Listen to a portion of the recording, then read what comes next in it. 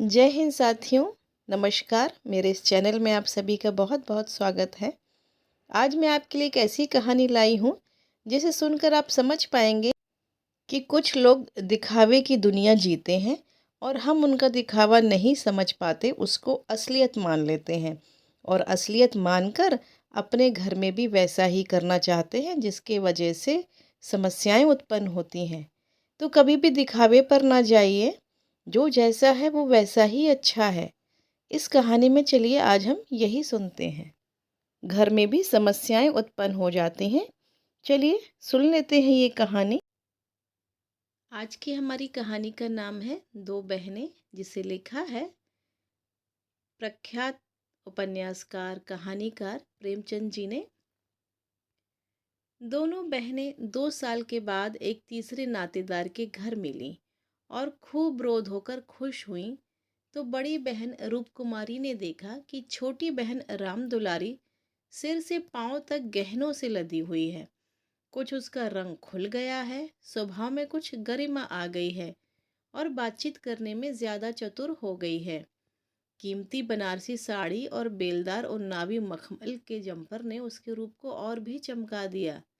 वही राम दुलारी लड़कपन में सिर के बाल खोले फूहड़ सी इधर उधर खेला करती थी। अंतिम बार रूप कुमारी ने उसे उसके विवाह में देखा था, वो भी 2 साल पहले। तब भी उसकी शक्ल सूरत में कुछ ज्यादा अंतर ना हुआ था। लंबी तो हो गई थी, मगर उतनी ही दुबली, उतनी ही फूवड़, उतनी ही मंदबुद्धि, जरा जरा सी बात पर रूठने वाली। मगर आज तो कुछ हालत ही और थी, जैसे कली खिल गई हो। और यह रूप इसने कहाँ छिपा रखा था? नहीं नहीं, आंखों को धोखा हो रहा है। यह रूप नहीं, केवल आंखों को लुभाने की शक्ति है। रेशम और मखमल और सोने के बल पर वह रूपरेखा थोड़े ही बदल जाएगी, फिर भी आंखों में समाई जाती है। 50 स्त्रियां जमा हैं, मगर यह आकर्षण, यह जादू किसी में नहीं। कहीं आईना मिलता तो वह जरा अपनी सूरत भी देखती। घर से चलते समय उसने आईना देखा था। अपने रूप को चमकाने के लिए जितना सोना चढ़ा सकती थी, उससे कुछ अधिक ही चढ़ाया था। लेकिन वह अब सूरत जैसे स्मृति से मिट गई है। उसकी धुंधली सी परछाई भर हृदय पट पर है। उसे फिर से देखने के लिए वह बेकरार हो रही है। वह अब तुलनात्मक दृष्टि से देखेगी। राम दुलारी में यह आकर्षण कहाँ से आया, इस रहस्य का पता लगाएगी। यूं उसके पास मेकअप की सामग्रियों के साथ छोटा सा आईना भी है, लेकिन भीड़ भाड़ में वह आईना देखने या बनाव सिंगार की आदि नहीं है। ये औरतें दिल में ना जाने क्या समझें। मगर यहाँ कोई तो आईना होगा ही, ड्राइंग रूम में ज़रूर ही होगा। वह उठकर ड्राइंग रूम में गई और कद्दे आदम शीशे में अपनी सूरत देखी। वहाँ इस वक्त और कोई न था। मर्द बाहर सहन में थे, औरतें गाने बजाने में लगी हुई थीं। उसने आलोचनात्मक दृष्टि से एक एक अंगों के एक एक विन्यास को देखा। उसका अंग विन्यास, उसकी मुख छवि निष्कलंक है, मगर वह ताजगी, वह मादकता, वह माधुर्य नहीं है। हाँ, नहीं है। वह अपने को धोखे में नहीं डाल सकती। कारण क्या है? यही कि रामदुलारी आज खिली है, उसे खिले जमाना हो गया। लेकिन इस ख्याल से उसका चित्त शांत नहीं होता। वह रामदुलारी से हेठी बनकर नहीं रह सकती। ये पुरुष भी कितने गावदी होते हैं, किसी में भी सच्चे सौंदर्य की परख नहीं। इन्हें तो जवानी और चंचलता और हाव भाव चाहिए। आंखें रखकर भी अंधे बनते हैं। भला इन बातों का आपसे क्या संबंध? ये तो उम्र के तमाशे हैं। असली रूप तो वह है जो समय की परवाह न करे। उसके कपड़ों में रामदुलारी को खड़ा कर दो, फिर देखो ये सारा जादू कहाँ उड़ जाता है। चुड़ैल सी नजर आए, मगर इन अंधों को कौन समझाए? मगर रामदुलारी के घर वाले तो इतने संपन्न ना थे। विवाह में जो जोड़े और गहने आए थे वे तो बहुत ही निराशाजनक थे। खुशहाली का दूसरा कोई सामान भी ना था। इसके ससुर एक रियासत के मुख्तार आम थे और दूल्हा कॉलेज में पढ़ता था। इस 2 साल में कहाँ से ये हुस्न बरस गया। कौन जाने, गहने कहीं से मांग लाई हो, कपड़े भी मांगे हो सकते हैं। कुछ औरतों को अपनी हैसियत बढ़ाकर दिखाने की लत होती है, तो वह स्वांग राम दुलारी को ही मुबारक रहे। मैं जैसी हूँ वैसी अच्छी हूँ। प्रदर्शन का यह रोग कितना बढ़ता जाता है। घर में रोटियों का ठिकाना नहीं है। मर्द 25 से 30 रुपये पर कलम घिस रहा है, लेकिन देवी जी घर से निकलेंगी तो इस तरह बन ठन कर मानो कहीं की राजकुमारी हैं। बिसातियों के और दर्जियों के तकाजे सहेंगी, बजाज के सामने हाथ जोड़ेंगी, शौहर की घुड़कियां खाएंगी, रोएंगी, रूठेंगी, मगर प्रदर्शन के उन्माद को नहीं रोक सकती। घर वाले भी सोचते होंगे कितनी छिछोरी तबीयत है इसकी, मगर यहाँ तो यही धुन सवार है कि जिधर से निकल जाएं उधर लोग हृदय पर हाथ रख कर रह जाएं। राम दुलारी ने जरूर किसी से गहने और जेवर मांग लिए। बेशर्म जो है, उसके चेहरे पर आत्मसम्मान की लाली दौड़ गई। ना सही उसके पास जेवर और कपड़े, किसी के सामने लज्जित तो नहीं होना पड़ता, किसी से मुंह तो नहीं चुराना पड़ता। 1-1 लाख के तो उसके 2 लड़के हैं। भगवान उन्हें चिरायु करे, वह इसी में खुश है। खुद अच्छा पहन लेने और अच्छा खा लेने से जीवन का उद्देश्य नहीं पूरा हो जाता। उसके घर वाले गरीब हैं, पर उनकी इज्जत तो है। किसी का गला तो नहीं दबाते, किसी का शाप तो नहीं लेते। इस तरह अपने मन को ढांढस देकर वह फिर बरामदे में आई, तो राम दुलारी ने जैसे उसे दया की आंखों से देखकर कहा, जीजाजी की कुछ तरक्की वरक्की हुई कि नहीं बहना? ये अभी तक वही 75 रुपये पर कलम घिस रहे हैं। रूप कुमार की देह में आग सी लग गई। ओफो रे दिमाग, मानो इसका पति लाट ही तो है। अकड़ कर बोली, तरक्की क्यों ना हुई, अब 100 के ग्रेड में है। आजकल यह भी गनीमत है, नहीं अच्छे अच्छे एमए पास वालों को देखती हूँ कि कोई टके को नहीं पूछता। तेरा शौहर तो अब बीए में होगा। राम दुलारी ने नाक सिकोड़ कर कहा, उन्होंने तो पढ़ना छोड़ दिया बहन, पढ़कर औकात खराब करना था और क्या। एक कंपनी के एजेंट हो गए हैं, अब 250 रुपये माहवार पाते हैं, कमीशन ऊपर से। 5 रुपये रोज सफ़र खर्च के भी मिलते हैं। ये समझ लो कि 500 का औसत पड़ जाता है। 150 माहवार तो उनका निज खर्च है बहन। ऊंचे ओहदे के लिए अच्छी हैसियत भी तो चाहिए।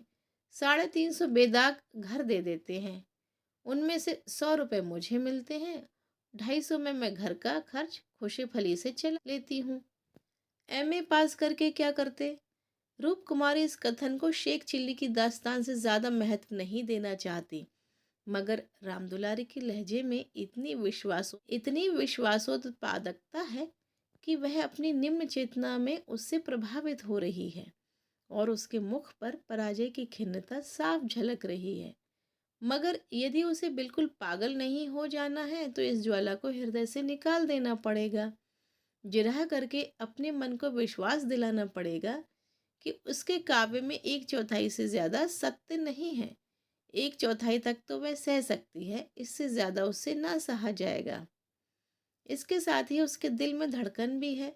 कहीं ये कथा सत्य निकली तो वह राम दुलारी को कैसे मुंह दिखाएगी। उसे भय है कि कहीं उसकी आंखों से आंसू ना निकल पड़े। कहाँ 75 और कहाँ 500। इतनी बड़ी रकम आत्मा की हत्या करके भी क्यों ना मिले, फिर भी रूप कुमारी के लिए असह्य है। आत्मा का मूल्य अधिक से अधिक 100 रुपये हो सकता है, 500 किसी हालत में भी नहीं। उसने परिहास के भाव से पूछा, जब एजेंटी में इतना वेतन और भत्ता मिलता है तो ये सारे कॉलेज बंद क्यों नहीं हो जाते? हजारों लड़के क्यों अपनी जिंदगी खराब करते हैं? राम दुलारी बहन के खिसियानेपन का आनंद उठाती हुई बोली, बहन तुम यहाँ भूल कर रही हो। एमए तो सभी पास हो सकते हैं, मगर एजेंटी बिरले ही किसी को आती है। यह तो ईश्वर की देन है। कोई जिंदगी भर पढ़ता रहे। आलिम फाजिल हो जाना दूसरी बात है, मगर यह ज़रूरी नहीं कि वे अच्छा एजेंट भी हो जाए। रुपए पैदा करना दूसरी बात है। अपनी माल की श्रेष्ठता का विश्वास पैदा कर देना, यह दिल में जमा देना कि इससे सस्ता और टिकाऊ माल बाजार में मिल ही नहीं सकता, आसान काम नहीं है। एक से एक घाघों से इनका सामना पड़ता है। बड़े बड़े राजाओं और रईसों का मत फेरना पड़ता है, तब जाके कहीं माल बिकता है। मामूली आदमी तो राजाओं और नवाबों के सामने ही ना जा सके, पहुंच ही ना हो, और किसी तरह पहुंच भी जाए तो जबान ना खोले। पहले पहले तो इन्हें भी झिझक हुई थी, मगर अब तो ये सागर के मगर हैं। अगले साल तरक्की होने वाली है। रूप कुमार की धमनियों में रक्त की गति जैसे बंद हुई जा रही है। निर्दयी आकाश गिर क्यों नहीं पड़ता, पाषाण हृदय धरती फट क्यों नहीं जाती। ये कहाँ का न्याय है कि रूप कुमारी जो रूपवती है, तमीजदार है, सुगढ़ है, पति पर जान देती है, बच्चों को प्राणों से ज्यादा चाहती है, थोड़े में गृहस्थी को इतने अच्छे ढंग से चलाती है, उसकी तो यह दुर्गति। और ये घमंडिन, बदतमीज, विलासिनी, चंचल, मुंहफट छोकरी जो अभी तक सिर खोले घूमा करती थी, रानी बन जाए। मगर उसे अब भी कुछ आशा बाकी थी। शायद आगे चलकर उसके चित्त की शांति का कोई मार्ग निकल आए। उसी परिहास के स्वर में बोली, तब तो शायद 1,000 मिलने लगे। 1,000 तो नहीं, पर 600 में संदेह नहीं। कोई आंखों का अंधा मालिक फंस गया होगा। व्यापारी आंखों के अंधे नहीं होते दीदी, उनकी आंखें हमारी तुम्हारी आंखों से कहीं तेज होती हैं। जब तुम उन्हें 6,000 कमा कर दो, तब कहीं 600 मिले। जो सारी दुनिया को चराए, उसे कौन बेवकूफ बनाएगा। परिहास से काम न चलते देखकर रूप कुमारी ने अपमान का अस्त्र निकाला। मैं तो इसे बहुत अच्छा पेशा नहीं समझती। सारे दिन झूठ के तुम्हार बांधो, ये तो ठग विद्या है। राम दुलारी और जोर से हंसी। बहन पर उसने पूरी विजय पाई थी। इस तरह तो जितने वकील बैरिस्टर हैं, सभी ठग विद्या करते हैं। अपने मुवक्किल के फायदे के लिए उन्हें क्या क्या नहीं करना पड़ता। झूठी शहादतें तक बनानी पड़ती हैं। मगर उन्हीं वकीलों और बैरिस्टरों को हम अपना लीडर कहते हैं और उन्हें अपनी कौमी सभाओं का प्रधान बनाते हैं। उनकी गाड़ियां खींचते हैं, उन पर फूलों और अशर्फियों की वर्षा करते हैं, उनके नाम से सड़कें, प्रतिमाएं और संस्थाएं बनाते हैं। आजकल दुनिया पैसा देखती है। आजकल ही क्यों, हमेशा से धन की यही महिमा रही है। पैसे कैसे आए यह कोई नहीं देखता। जो पैसे वाला है उसी की पूजा होती है।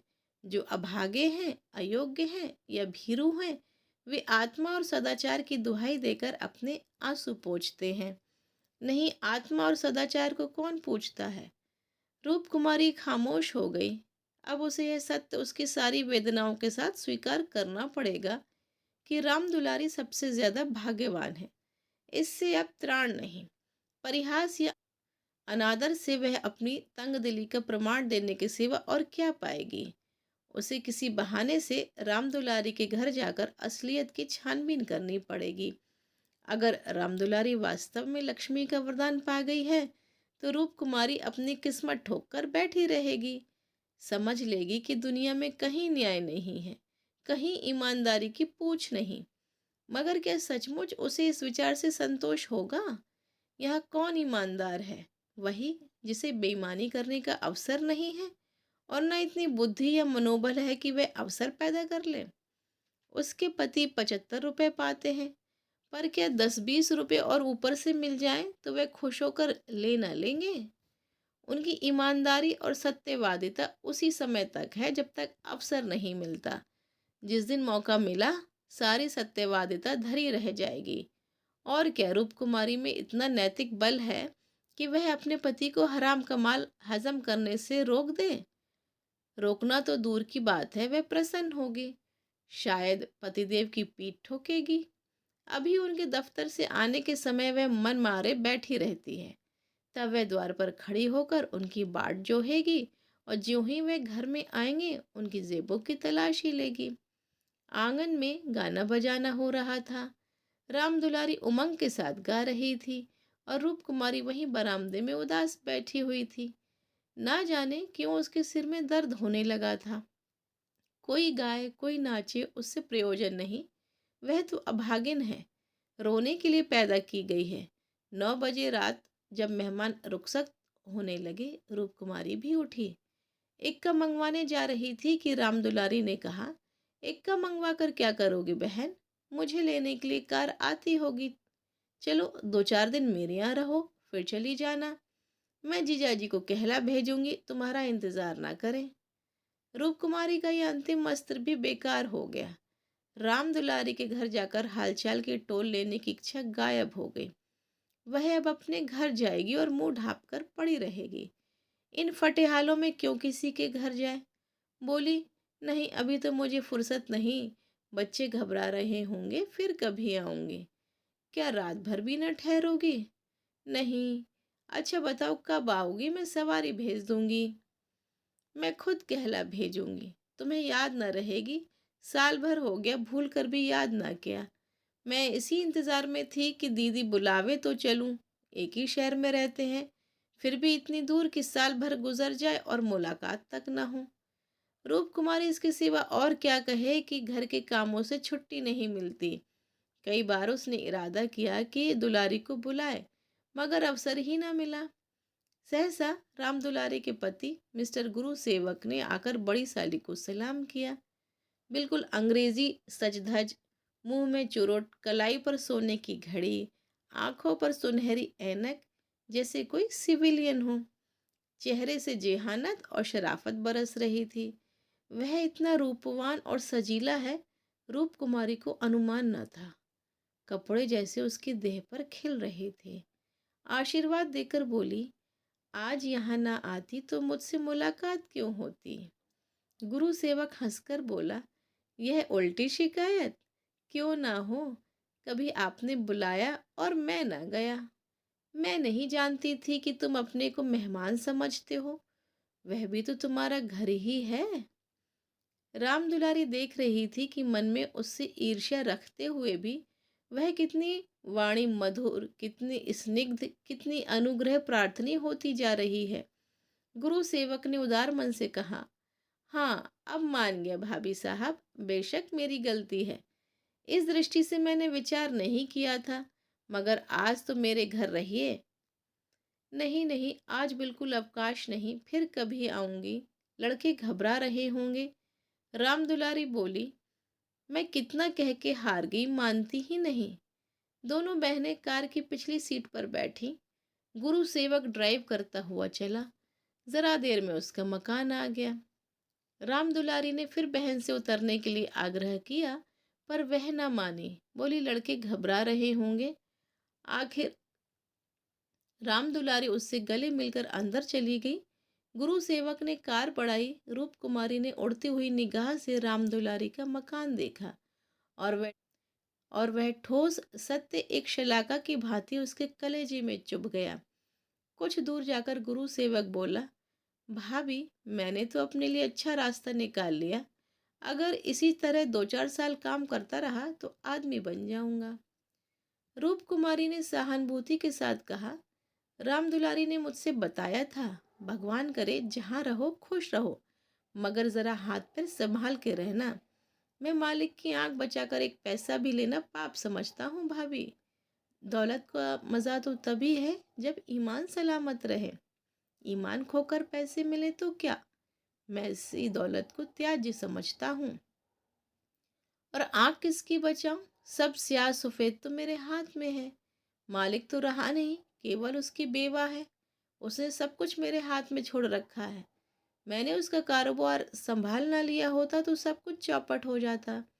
मेरे सामने तो मालिक सिर्फ 3 महीने जिंदा रहे, मगर आदमी को परखना खूब जानते थे। मुझे 100 रुपये पर रखा और 1 महीने में 200 रुपये कर दिए। आप लोगों की दुआ से पहले ही महीने में मैंने 12,000 का काम किया। क्या काम करना पड़ता है? रूप कुमारी ने बिना किसी उद्देश्य से पूछा। वही मशीनों की एजेंटी, तरह तरह की मशीनें मंगाना और बेचना। बड़ा ठंडा जवाब था। रूप कुमारी का मनहूस घर आ गया था। द्वार पर एक लालटेन टिमटिमा रही थी। उसके पति उमानाथ द्वार पर टहल रहे थे, मगर रूप कुमारी ने गुरु सेवक से उतरने के लिए आग्रह नहीं किया। एक बार शिष्टाचार के नाते कहा, पर जोर ना दिया और उमानाथ तो गुरु सेवक से मुखातिब भी न हुए। रूप कुमारी को वह घर अब कब्रिस्तान सा लग रहा था, जैसे फूटा हुआ भाग्य हो। न कहीं फर्श, न फर्नीचर, न गमले, दो चार टूटी टाटी तिपाहियां, एक लंगड़ी मेज, चार पांच पुरानी पुरानी खाटें, यही उस घर की बिसात थी। आज सुबह तक रूप कुमारी इसी घर में खुश थी, लेकिन अब ये घर उसे काटे जा रहा था। लड़के अम्मा अम्मा करके दौड़े, मगर उसने दोनों को झड़क दिया। उसके सिर में दर्द है, वह किसी से न बोलेगी, उसे कोई न छेड़े। अभी घर में खाना नहीं पका, पकाता कौन? लड़कों ने तो दूध पी लिया है, किंतु उमानाथ ने कुछ नहीं खाया। इसी इंतजार में थे कि रूप कुमारी आए तो पकाए, पर रूप कुमारी के सिर में दर्द है, मजबूर होकर बाजार से पूड़ियाँ लानी पड़ेंगी। रूप कुमारी ने तिरस्कार के स्वर में कहा, तुम अब तक मेरा इंतजार क्यों करते रहे? मैंने तो खाना पकाने की नौकरी नहीं लिखाई है, और जो रात को वहीं रह जाती तो? आखिर तुम कोई महाराजन क्यों नहीं रख लेते? क्या जिंदगी भर मुझी को पीसते रहोगे? उमानाथ ने उसकी तरफ आहत विस्मय की आंखों से देखा। उसके बिगड़ने का कोई कारण उनकी समझ में न आया। रूप कुमारी से उन्होंने हमेशा निरापद सहयोग पाया है, निरापद ही नहीं, सहानुभूतिपूर्ण भी। उन्होंने कई बार उससे महाराजिन रख लेने का प्रस्ताव खुद किया था, पर उसने बराबर यही जवाब दिया कि आखिर मैं बैठे बैठे क्या करूंगी, 4-5 रुपए का खर्च बढ़ाने से क्या फायदा। यह पैसे तो बच्चों के मक्खन में खर्च होते हैं। और आज वह इतनी निर्ममता से उल्हाना दे रही है, जैसे गुस्से में भरे हो। अपनी सफाई देते हुए बोले, महाराजन रखने के लिए तो मैंने खुद तुमसे कई बार कहा, तो लाकर रख क्यों ना दिया? मैं उसे निकाल देती तो कहते। हाँ, यह गलती हुई, तुमने कभी सच्चे दिल से नहीं कहा। रूप कुमारी ने और भी प्रचंड होकर कहा, तुमने केवल मेरा मन लेने के लिए कहा। मैं ऐसी भोली नहीं हूं कि तुम्हारे मन का रहस्य ना समझूं। तुम्हारे दिल में कभी मेरे आराम का विचार आया ही नहीं। तुम तो खुश थे कि अच्छी लौंडी मिल गई है, एक रोटी खाती है और चुपचाप पड़ी रहती है, महज खाने और कपड़े पर, यह भी जब घर की ज़रूरतों से बचे। 75 रुपलियाँ लाकर मेरे हाथ पर रख देते हो, और सारी दुनिया का खर्च। मेरा दिल ही जानता है मुझे कितनी कतर क्यों करनी पड़ती है। क्या पहनूं और क्या ओढ़ूं, तुम्हारे साथ जिंदगी खराब हो गई। संसार में ऐसे मर्द भी हैं जो स्त्री के लिए आसमान के तारे तोड़ लाते हैं। गुरु सेवक ही को देखो, दूर क्यों जाओ, तुमसे कम पड़ा है, उम्र में तुमसे कहीं कम है, मगर 500 का महीना लाता है और राम दुलारी रानी बनी बैठी रहती है। तुम्हारे लिए यही 75 रुपए बहुत है। टाण माण में ही मगन, तुम नाहक मर्द हुए, तुम्हें तो औरत होना चाहिए था। औरतों के दिल में कैसे कैसे अरमान होते हैं, मगर मैं तो तुम्हारे लिए घर की मुर्गी का बासी साग हूँ। तुम्हें तो कोई तकलीफ नहीं होती। तुम्हें तो कपड़े भी अच्छे चाहिए, खाना भी अच्छा चाहिए, क्योंकि पुरुष हो, बाहर से कमा कर लाते हो। मैं चाहे जैसे रहूं, तुम्हारी बला से। वाग्वाणों का यह सिलसिला कई मिनट तक जारी रहा, और उमानाथ चुपचाप सुनते रहे। अपनी जान में उन्होंने रूप कुमारी को शिकायत का कभी मौका नहीं दिया। उनका वेतन कम है, यह सत्य है, पर यह उनके बस की बात तो नहीं। वह दिल लगाकर अपना काम करते हैं, अफसरों को खुश रखने की सदैव चेष्टा करते हैं। इसी साल बड़े बाबू के छोटे सुपुत्र को 6 महीने तक बिना नागा पढ़ाया, इसलिए तो कि वह प्रसन्न रहे। अब वह और क्या करे। रूप कुमारी की खफगी का रहस्य वह समझ गए। अगर गुरु सेवक वास्तव में 500 रुपये लाता है, तो बेशक वह भाग्य का बली है, लेकिन दूसरों की ऊंची पेशानी देखकर अपना माथा तो नहीं फोड़ा जाता। किसी संयोग से उसे यह अवसर मिल गया, मगर हर एक को तो ऐसे अवसर नहीं मिलते। वह इसका पता लगाएंगे कि सचमुच उसे 500 ही मिलते हैं या महज डींग है।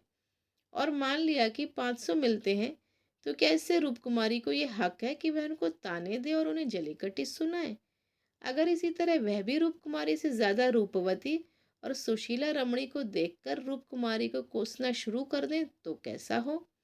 रूप कुमारी सुंदरी है, मृदुभाषिणी है, त्यागमयी है, लेकिन उससे बढ़कर सुंदरी, मृदुभाषिणी, त्यागमयी देवियों से दुनिया खाली नहीं है। तो क्या इस कारण वह रूप कुमारी का अनादर करे? एक समय था जब उनकी नजरों में रूप कुमारी से ज्यादा रूपवती रमणी संसार में ना थी। लेकिन वह उन्माद कब का शांत हो गया। भावुकता के संसार से वास्तविक जीवन में आए उन्हें एक युग बीत गया। अब तो विवाहित जीवन का उन्हें काफी अनुभव हो गया है। एक को दूसरे के गुण दोष मालूम हो गए हैं। अब तो संतोष ही में उनका जीवन सुखी रह सकता है। मगर रूप कुमारी समझदार होकर भी इतनी मोटी सी बात नहीं समझती। फिर भी उन्हें रूप कुमारी से सहानुभूति ही हुई। वह उदार प्रकृति के आदमी थे और कल्पनाशील भी। उसकी कटु बातों का कुछ जवाब न दिया, शरबत की तरह पी गए। अपनी बहन के ठाठ देखकर एक क्षण के लिए रूप कुमारी के मन में ऐसे निराशाजनक, अन्यायपूर्ण, दुखद भावों का उठना बिल्कुल स्वाभाविक है।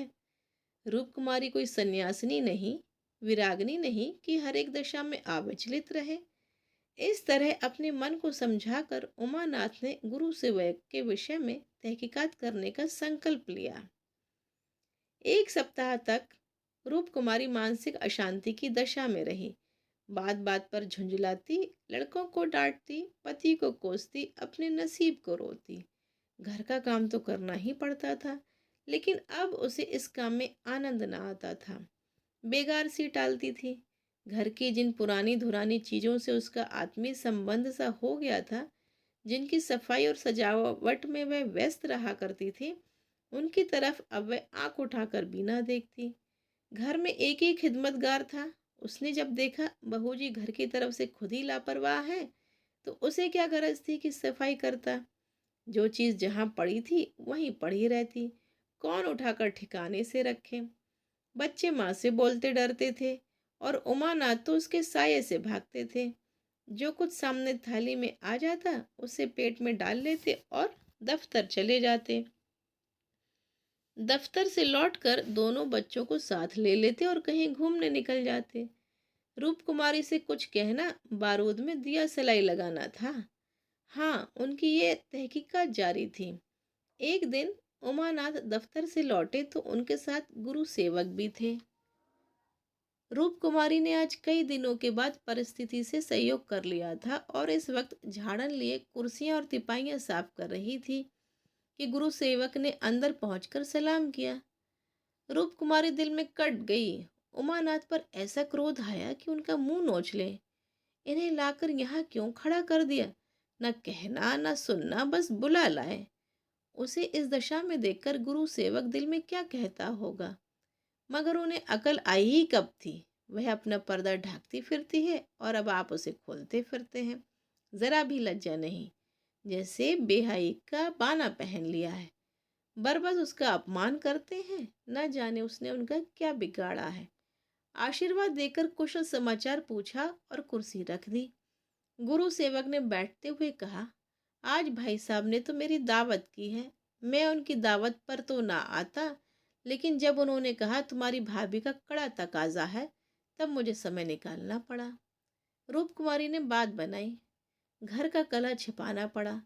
तुमसे उस दिन कुछ बातचीत ना हो पाई, जी लगा हुआ था। गुरु सेवक ने कमरे के चारों तरफ नजर दौड़ाकर कहा, इस पिंजड़े में तो आप लोगों को बड़ी तकलीफ होती होगी। रूप कुमारी को ज्ञात हुआ यह युवक कितना सुरुचिहीन, कितना अरसिक है। दूसरों के मनोभावों का आदर करना जैसे जानता ही नहीं। इसे इतनी सी बात भी नहीं मालूम कि दुनिया में सभी भाग्यशाली नहीं होते। लाखों में एक ही कहीं भाग्यवान निकलता है। और उसे भाग्यवान ही क्यों कहा जाए? जब बहुतों को दाना न मयस्सर हो, वहां थोड़े से आदमियों के भोग विलास में कौन सा सौभाग्य है? जहाँ बहुत से आदमी भूखों मर रहे हो, वहां दो चार आदमी मोहन भोग उड़ाएं तो यह उनकी बेहयाई और हृदयहीनता है। सौभाग्य कभी नहीं। कुछ चिढ़कर बोली, पिंजड़े में पिंजड़े में कटघरे में रहने से अच्छा है। पिंजड़े में निरीह पक्षी रहते हैं, कटघरा तो घातक जंतुओं का ही निवास स्थान है। गुरु सेवक शायद ये संकेत ना समझ सका, बोला, मेरा तो इस घर में दम घुट जाए। मैं आपके लिए अपने घर के पास ही एक मकान ठीक करा दूंगा, खूब लंबा चौड़ा। आपसे कुछ किराया ना लिया जाएगा। मकान हमारी मालकिन का है। मैं भी उसी के एक मकान में रहता हूँ। सैकड़ों मकान हैं उनके पास, सैकड़ों। सब मेरे अख्तियार में है। जिसे जो मकान चाहूँ दे दूँ, मेरे अख्तियार में है। किराया लूँ या ना लूँ, मैं आपके लिए सबसे अच्छा मकान ठीक करूँगा। मैं आपका बहुत अदब करता हूँ। रूप कुमारी समझ गई महाशय इस वक्त नशे में हैं और बहक रहे हैं। अब उसने गौर से देखा तो उसकी आंखें सिकुड़ गई थीं, गाल कुछ फूल गए थे, जबान भी लड़खड़ाने लगी थी।